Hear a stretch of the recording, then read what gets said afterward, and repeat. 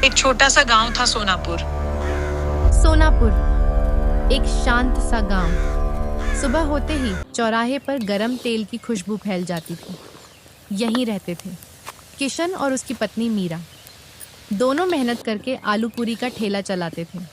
उनकी पूरी इतनी स्वादिष्ट थी कि लोग उंगलियां चाटते रह जाते थे। लेकिन अब उनके ठेले पर कोई नहीं आता था।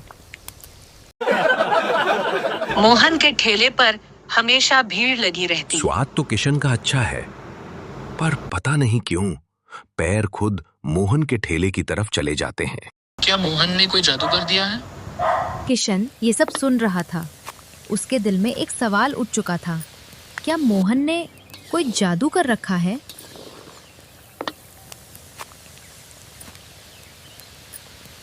उस रात अमावस्या थी। मोहन घर जल्दी पहुंचा। आज उसे खाना देना है ना? 13 किलो चिकन तैयार है। सजन डरते हुए बोली, हर बार 13 किलो मोहन ही की क्यों? आवाज धीमी हो गई, क्योंकि मैंने उसे 13 तारीख को जगाया था। अगर चिकन नहीं दिया तो वो हमें ही खा जाएगा। घर में सन्नाटा छा गया। मोहन चिकन से भरी बोरी लेकर जंगल की ओर निकल पड़ा। हवा ठंडी थी। पेड़ ऐसे हिल रहे थे जैसे कोई देख रहा हो।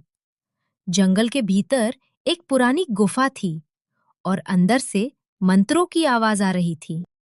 अगली सुबह गांव में शहर से आए राकेश और नेहा। नाश्ता ढूंढते ढूंढते वे किशन के खाली ठेले पर पहुंच गए। पहला निवाला खाते ही बोले, वाह इतना स्वादिष्ट खाना। फिर सवाल पूछा, फिर भी यहाँ ग्राहक क्यों नहीं आते? किशन बोला, मोहन ने कुछ किया है, लोग खुद खींच जाते हैं। दोनों हंस दिए, लेकिन उन्हें नहीं पता था सच क्या है। अगली सुबह राकेश और नेहा का मन अचानक मोहन के ठेले की तरफ जाने लगा। वे खुद हैरान थे, कल तो यहाँ आने का मन नहीं था, लेकिन पैर रुक ही नहीं रहे थे। दूर खड़ा किशन सब देख रहा था। अब उसे यकीन हो चुका था, कुछ गलत जरूर है। शाम को राकेश और नेहा किशन के घर पहुँचे। उन्होंने बताया, हमने मोहन को जंगल की गुफा में जाते देखा है। तीनों ने फैसला किया, आज सच सामने आएगा। रात तीनों जंगल पहुँचे। हवा में चिकन की गंध थी। गुफा के अंदर मंत्र गूंज रहे थे। दीवारों पर परछायां हिल रही थी, जैसे कोई और भी वहां मौजूद हो। वे धीरे धीरे अंदर गए और फिर उस रात के बाद किशन, राकेश और नेहा तीनों को किसी ने फिर कभी नहीं देखा। अगली सुबह मोहन हमेशा की तरह मुस्कुरा रहा था। गरम तेल में पूरी तल रहा था और पहले से ज्यादा भीड़ लगी थी।